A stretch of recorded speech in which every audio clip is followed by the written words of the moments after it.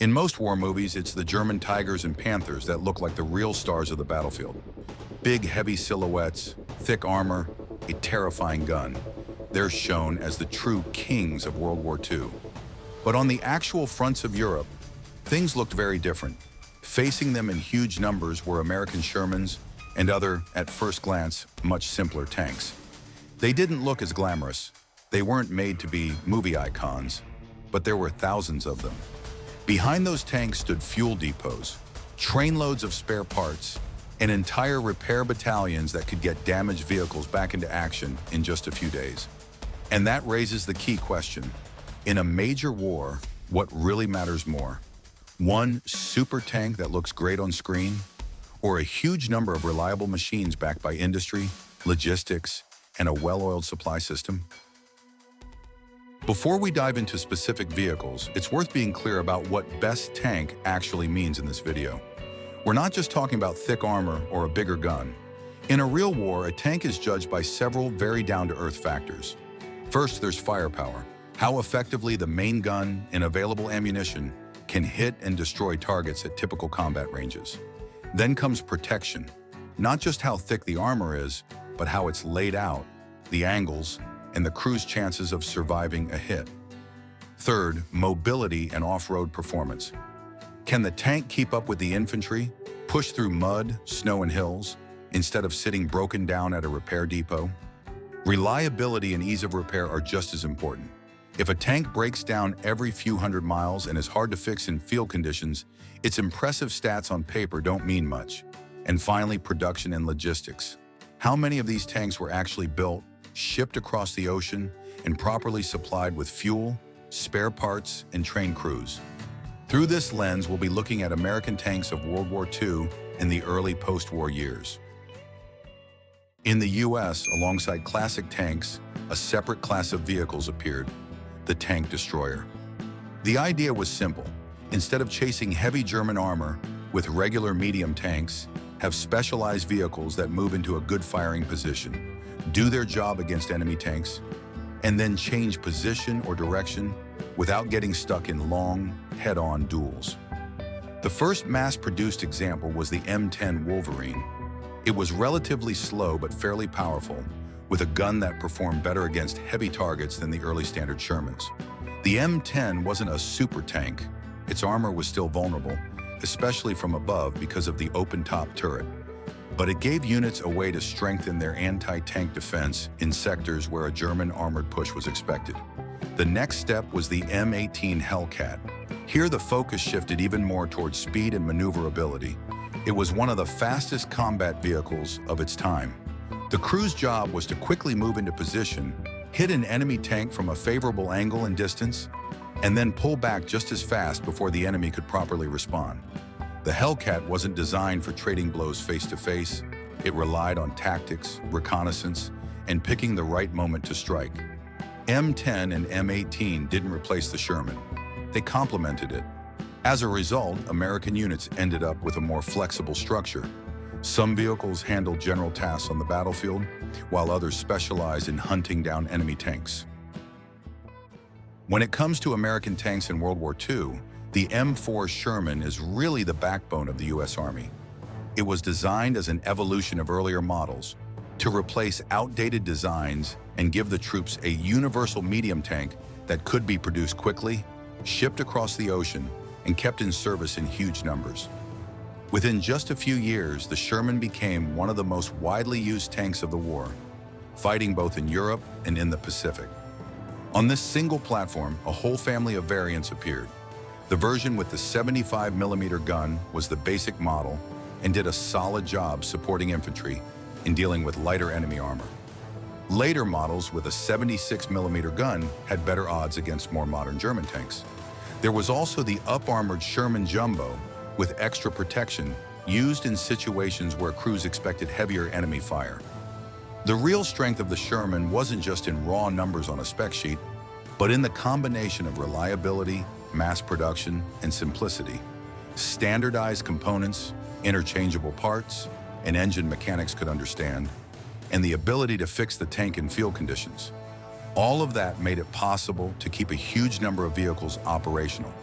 There was fuel for the Shermans, there were spare parts, and crews were trained specifically on this tank. The whole system worked like a single machine. At the same time, compared to heavy German tanks at long range, the Sherman was often at a disadvantage.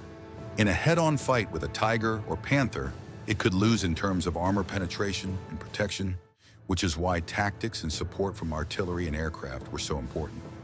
Mass production of the Sherman really mattered during the Normandy landings, the advance across Western Europe, and the Battle of the Bulge. Moments when the Allies didn't need one perfect tank, but thousands of workable machines pushing the front line forward day after day.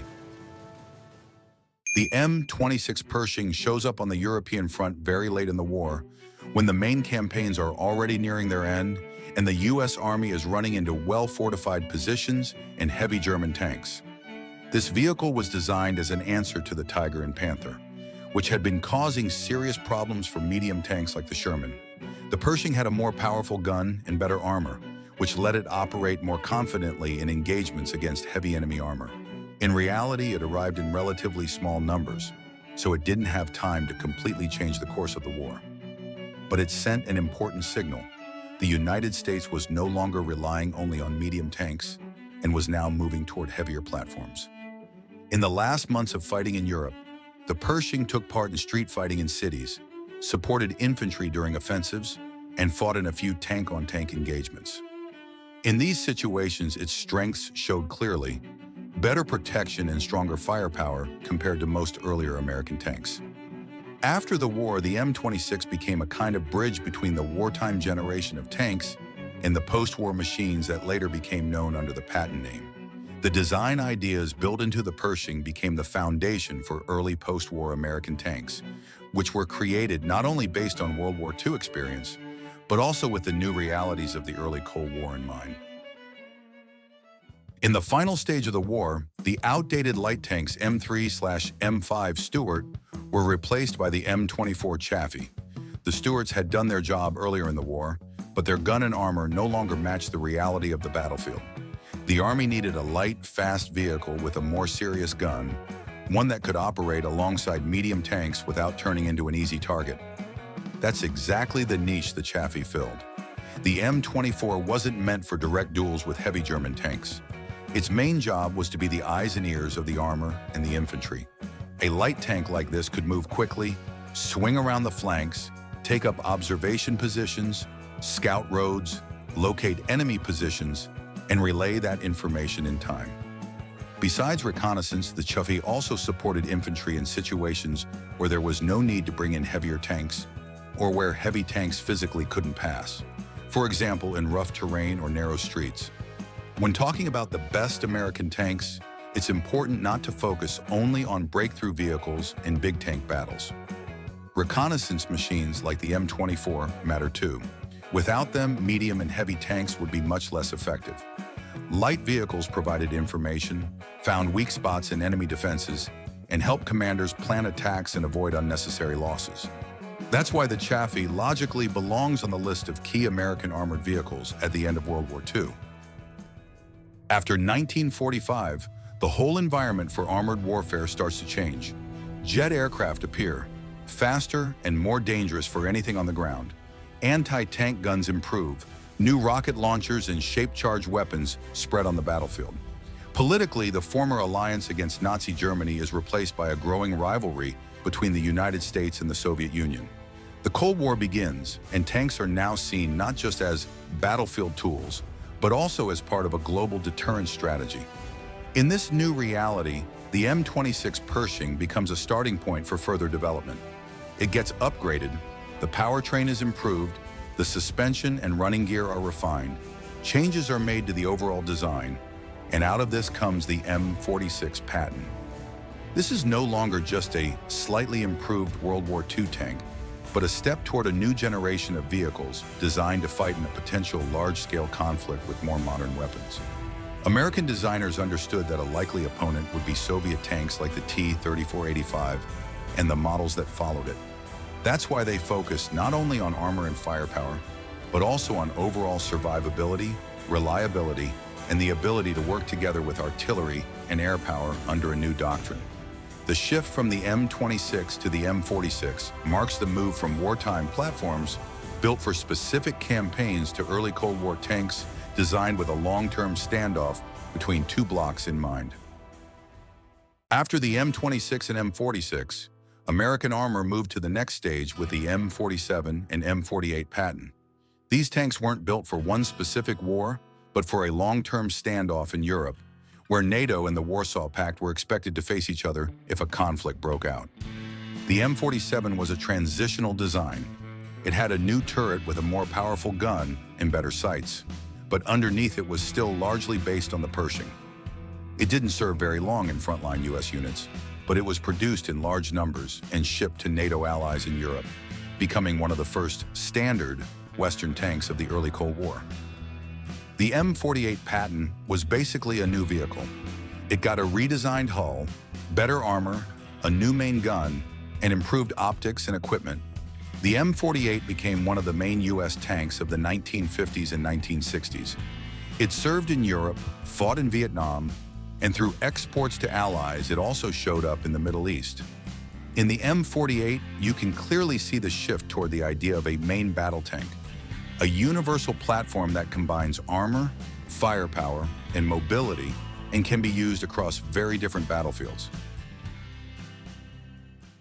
In parallel with the development of medium and heavier tanks, the US was also looking for a light tank for scouting and support. That role went to the M41 Walker Bulldog. Unlike the older light tanks from World War II, it had much better firepower and far better mobility. Its job was to move quickly ahead of the main forces, scout routes, locate enemy positions, support infantry with fire when needed, and then change position before it could be pinned down by return fire. The Walker Bulldog appears at a time when the US is preparing to fight not only in Europe, but also in smaller conflicts around the world. It is used actively in Vietnam and exported to American allies, where it serves in recon and light armored units. The M41 shows that even in the age of jet aircraft and anti-tank missiles. On the opposite end of the spectrum sits the M103, an attempt to build a true heavy tank to counter the Soviet IS-3 and potentially even more powerful designs. The M103 had a massive turret with a large caliber gun and thick armor meant to withstand hits from heavy rounds. On paper, it looked like a logical response to early Cold War fears. If the enemy has heavy tanks, you need your own heavy shield. In practice, the M103 turned out to be too bulky, expensive, and difficult to operate. It saw limited use in the US Marine Corps and served for a while as a tool against heavy enemy armor, but it never became a truly widespread tank. The experience with the M103 basically put an end to the classic heavy tank idea in US doctrine. From that point on, development moved toward a single main battle tank that would combine protection, firepower, and mobility without splitting designs into separate medium and heavy classes. In the 1960s, another very unusual vehicle for traditional tank design appeared, the M551 Sheridan. It was a light airborne tank that could be dropped from an aircraft and rushed into combat in places where heavy armor couldn't get there in time or couldn't go at all. It had an aluminum hull, low weight, and very unconventional armament, a gun launcher that could fire both regular shells and guided missiles. The Sheridan was used actively in Vietnam, where its lightweight and mobility were definitely useful, but its thin armor and complicated weapon system caused plenty of problems. Some units appreciated being able to get armored support quickly into difficult terrain, while others criticized how vulnerable the tank was to mines and incoming fire. In the end, the Sheridan remained more of an interesting Cold War experiment. It represents the search for unconventional solutions for airborne forces, but it never became a universal platform for the whole Army. The final stage in the evolution of American Cold War tanks is the M1 Abrams. This is a tank on a completely different technical level, composite armor with later upgrades, a modern fire control system, thermal sights, and very accurate long-range fire. The Abrams uses a gas turbine engine, which gives it strong acceleration and a smooth ride, but also demands a serious logistics effort for fuel and maintenance. Later versions receive a powerful 120mm smoothbore gun and a series of electronic upgrades, making the Abrams a classic example of a third-generation main battle tank. It was designed from the start to be a true MBT, one core platform meant to fight as part of large armored formations, working together with aviation, artillery, and reconnaissance. Compared to the World War II era Sherman, you can clearly see how the role of the tank has changed. It's no longer just an armored box with a gun, but part of a complex high-tech system meant to deliver an edge in a potential large-scale conflict at the end of the Cold War. In later Abrams upgrades, protection is strengthened even more. The composite armor is improved, special armor inserts appear, and threat detection and countermeasure systems are upgraded. The tank receives digital battle management tools, better sights, new sensors, and improved communications and navigation systems. Variants like the M1A1 and M1A2 differ not only in their gunner armor, but in how the crew receives and shares information. Step by step, the Abrams becomes a node in a wider network, where each vehicle sees much more than just what's in front of its own gun barrel. All of these ideas are tested in real combat. The Abrams is used on a large scale in the Gulf War, where it shows a powerful mix of long-range firepower, accuracy, and protection in fast-moving desert warfare. Later, the tank takes part in operations in Iraq and other hotspots, including in the hands of U.S. allies. That experience leads to the introduction of additional add-on armor, better protection against mines and roadside bombs, and new rounds of electronic upgrades. As a result, the Abrams becomes not just the final chord of the Cold War tank era, but a platform that goes through several decades of modernization and remains relevant in a completely different political and technological environment. The U.S. also had ambitious tank projects that didn't quite work out the way planners hoped. From the not-so-successful T-1 heavy tank project came a standardized Army version, the M6 heavy tank and its variant, the M6A1. Designers tried to sort out the layout, transmission, and armor. The result was a very large vehicle with a tall, distinctive turret and heavy armament. On paper, the M6 looked like a serious contender to be America's main heavy tank at the start of the war. In reality, familiar problems showed up. The weight made it hard to transport, it didn't fit well within bridge limits or on standard rail cars, and maintenance and field repairs were anything but convenient. At the same time, the M4 Sherman as a medium tank was going into full-scale production, proving it could be built in huge numbers and quickly becoming the obvious favorite for frontline units. As a result, the M6 and M6A1 were built only in small numbers, used mainly for training and testing, and never made it to combat. They turned into a kind of dead-end branch. The U.S. Army gained valuable hands-on experience building a large, heavily armed vehicle, but concluded that betting on a mass-produced medium tank with good logistics and repairability delivered far more real combat value. Even though the M6 never became a true production combat tank, the problem of dealing with heavy German armor didn't disappear. In Europe, the Allies were facing Tigers and Panthers, as well as heavily fortified defensive lines that were hard to crack with medium tanks alone. Against this backdrop, the U.S. returned to the idea of a heavy tank, this time at a higher level and with fresh frontline experience to draw on. That's where the T-29 story begins. The T-29 was conceived as a true heavy breakthrough tank, a powerful 105mm gun, thick frontal armor, and a lot of weight, built to fight enemy heavy tanks and smash long-term fortifications. This wasn't just an oversized medium tank. It was a separate class of vehicle meant to sit at the very top of the armored food chain, where the toughest and best protected targets were. The project, however, started late. While development, testing, and refinements were still underway, the war in Europe was already coming to an end. The need for a mass-produced heavy tank to break German defenses simply faded away. The T-29 never became a frontline production tank and instead turned into a testbed for new ideas. The T-29 was used to try out new guns, sighting systems, internal layouts, and turret and armor designs. Some of those ideas would later carry over into the post-war heavy tank family, T-29/T-30/T-34, influence the M103, and indirectly shape the broader evolution of American armor toward a single main battle tank. The T-29 never became a hero of the newsreels, but it did become an important laboratory platform for engineers.